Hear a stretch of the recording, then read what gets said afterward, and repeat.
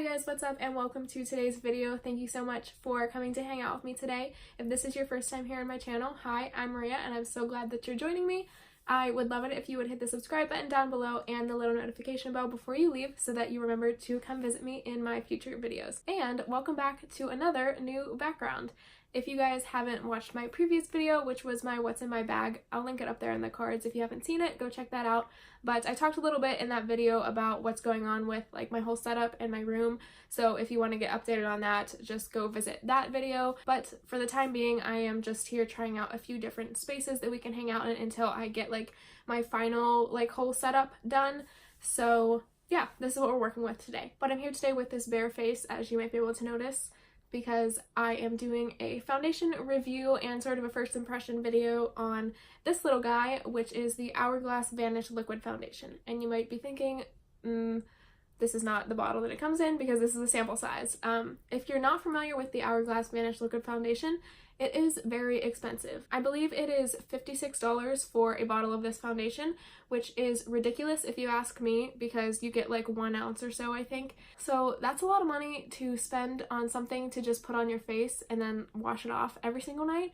So I was a little hesitant to buy it because A, I don't want to spend that much money and not like it, and B, I know a lot of people don't really like that foundation. I think on the Sephora website it barely has 3 stars, which is pretty bad, honestly, because I think a lot of foundations get like at least 3.5, 4 stars, even if they're not the best. So barely 3 stars is a little bit concerning, but I really wanted to try this out for you guys today.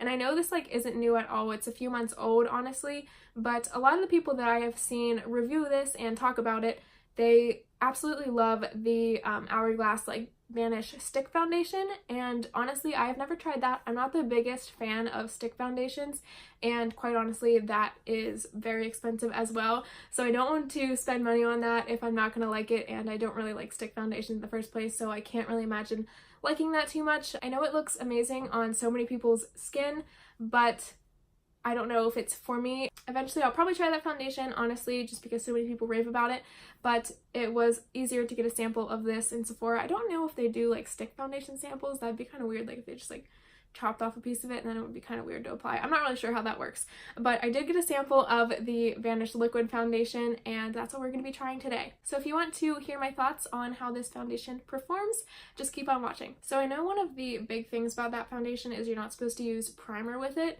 but honestly my skin is so dry, so I do feel like I should have some sort of base underneath. So I'm just going to go in with this Pixie H2O skin drink. It's just a moisturizer, and I'm just going to dab a little bit of that on my skin so that way we have some sort of hydration if this foundation doesn't give it to us. So I'm just going to take a little from the back of my hand and just dab that onto my skin and then rub it in afterwards. Honestly, I have had this foundation sample for a few weeks now. It's not bad or anything, it doesn't expire that fast, but I've been waiting so long to try it because when I got the sample at Sephora, they asked if I wanted to get matched for my shade in it, and I was like, oh yeah, like I'll do that just to give it a try. So she used that like fancy machine on me and like put it on my neck actually, because I was wearing foundation and like bronzer and stuff whenever I went in, so I didn't want to get like the wrong match. So she did it on my neck, which is honestly probably better because there was nothing on my neck, so it's like my natural skin color. But it matched me to the shade Ivory, which if I remember correctly, it was kind of almost towards like the medium side of the range that they have. And if you know me, I am a very, very, very pale in the winter. I get pretty tan in the summertime, but I was obviously very pale then because it just started warming up here where I live. And I really didn't think that this was like the right shade for me. Either this was completely wrong and their shade match thing is like totally bogus, or she did it wrong on me, or I have been buying the wrong shade of foundation for basically my whole entire life. So I waited until I got a little bit of a tan to use this, just because I don't want to look completely like orange and dark. But anyways, let's just get started. So since it is in this little container, I'm just gonna like dab my finger in and spot it on my face. So I know you don't really need like too much of this because it does claim that you can use like I think like half a pump for your whole face. So that is kind of the downside of what like I'm doing, because I don't really know what half a pump is. I don't know how much she put in this, but regardless, we'll just see what happens. I think that should be enough.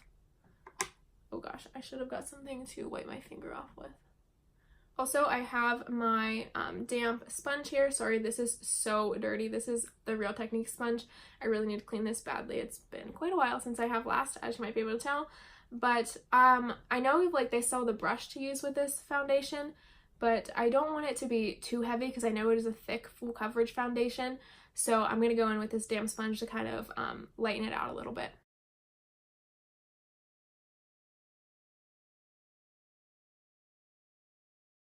Okay, this is looking very, very, very yellow. Like, wow, this is not good.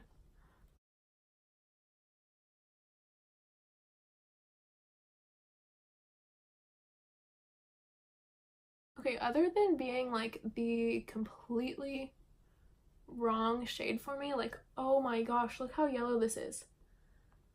Wow. This looks so bad. Like, I don't even know. I don't really know what to do. I'm gonna try and drag it like as far down as I can. Oh no, it's getting on my earring. That was a bad idea. I just don't want my ears to look too pink against this. Oh my. Oh my, oh my, oh my.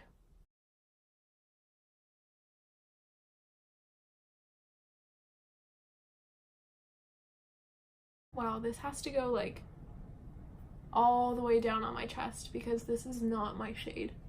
Oh, and I have somewhere to go after this, so this is not good. Okay, now that that's blended out, let's take a closer look at it. I'm just gonna move in a little bit. Okay, so it feels just very, very thick and heavy, which obviously you would expect out of like a full coverage foundation, but I'm not like necessarily loving this. I think if it was in my shade, I would be able to see like what the foundation actually looks like on my skin a little bit more, but because it is so yellow, I can't really see past that. It did give like pretty good coverage. Again, I don't really know how much I used because I have it in this little sample container, so I just kept dipping my finger in, but honestly it's not too bad. I could see why people don't like it because it is like clinging to like my drier patches a little bit more, and it doesn't really look that seamless. I know like one of the things that a lot of people rave about the stick foundation is how like natural and seamless and kind of like satin your skin looks, but this one you can kind of tell that like I have something on my skin. Like you can tell that there's a layer over top of it, and it's not necessarily my skin. It doesn't give that effect, but honestly full coverage foundations really don't give that effect that much. It's very rare that you find one that can kind of blend with your skin enough and still cover what you need it to. But honestly, I wouldn't even call this that full coverage of a foundation because you do see like some of my blemishes peeking out there, so I would say it's on the lighter side of full coverage. It's definitely not medium because it does give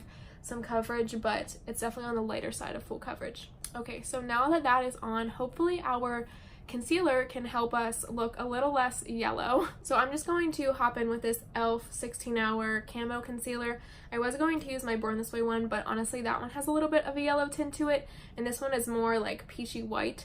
So I didn't want to layer the Born This Way one that's a little bit yellow over this because we're already looking very yellow. So I'm just going to pop this on my under eye. I like to do one eye at a time with this because it does dry pretty fast and it is pretty heavy, so I don't like to have it like sit on my other eye while I blend one out, just because I feel like that would make a big mess on my face and I don't want to do that. This concealer is very thick and very full coverage, so I was a little hesitant to use it over this foundation that is already really thick, but just because of the shade of the foundation, I had to use this one so that I wasn't looking too crazy. Okay, so with that over it on this side, you can definitely tell a difference. I'm not looking as yellow on this side, but honestly, I blended that concealer like all over my cheek here, and I brought it down pretty far, so it is covering up most of the yellow on my skin. So that is why we're looking a lot different on this side than this side. We're just putting this concealer all over the place today because this foundation is so yellow, I can't get over it. But honestly, we're not looking too bad right now. My face is looking a little heavy because of how full coverage of a concealer this is, and the foundation underneath that was pretty thick in itself.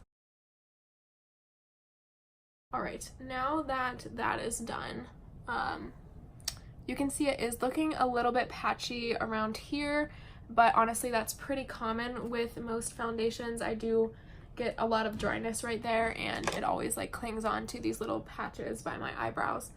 But I'm not too concerned about that because most foundations do that. You can see like the difference though where I didn't put concealer down here, like how yellow it is compared to what I put concealer over. So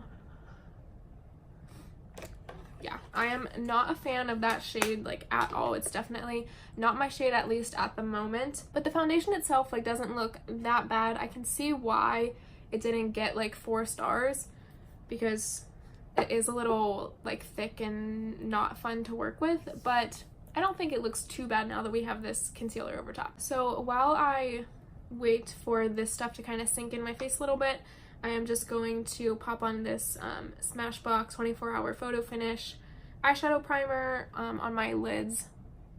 I usually like to do this before I put anything on my face, but I honestly forgot, because sometimes when you blend it like too far down, it makes this like yucky mixture with your foundation and concealer. So I'm just going to try and be really careful not to bring it too close to my foundation.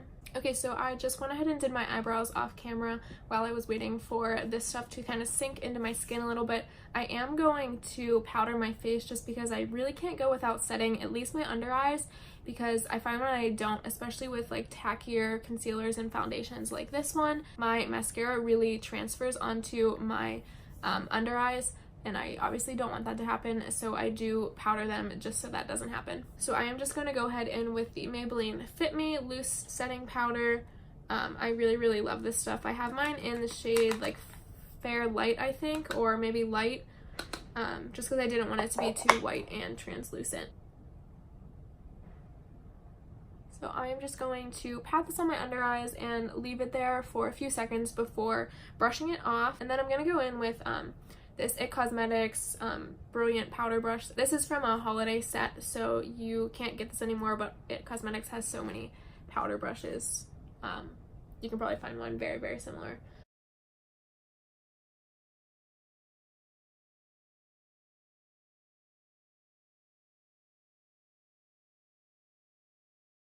So I ended up just powdering my whole entire face because it did help make it look a little bit more my shade. So now that that powder is on, let's just look and see. So it does look pretty thick on my skin, I'm not gonna lie, but that is probably a combination of the foundation and concealer that's doing that.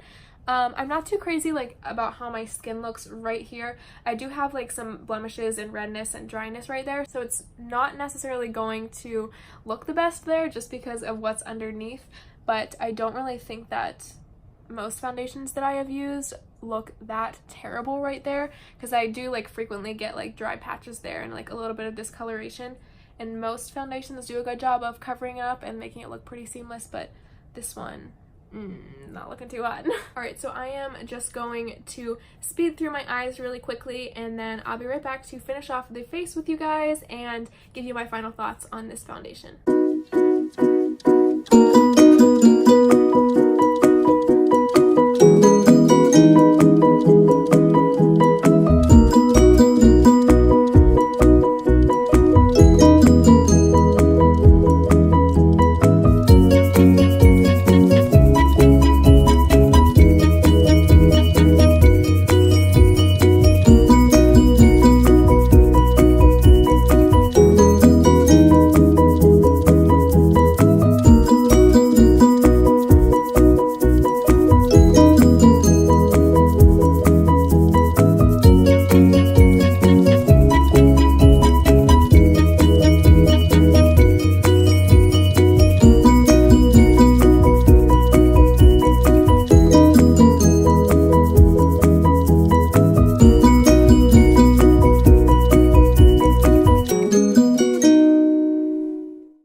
Alright, so I'm back with my eyes done, and it's time to move on to the rest of the face. So I'm just going to take this fluffy Farrah brush. This is the 50F brush from Farrah, and I'm going to go ahead into the Fenty Beauty Bronzer. This is the shade Shady Biz. So I'm just going to go ahead and put that in the contours of my face, hopefully to fix up this base that we have going on, because honestly, as time goes on, it is not looking too hot. I really should invest, well, not even invest, because I have so many headbands in my collection, but I really should start wearing one when I do my makeup, because I always have to hold my hair back whenever I do my forehead, but honestly, that's how I roll, so I guess we'll just stick to this. Next up for blush, I'm going to use this Buxom Primer Infused Blush in this shade Seychelles. I really love this. I picked it up at the VIB sale. Hopefully this can like bring a little life to our face so we don't look like this yellow dead mess.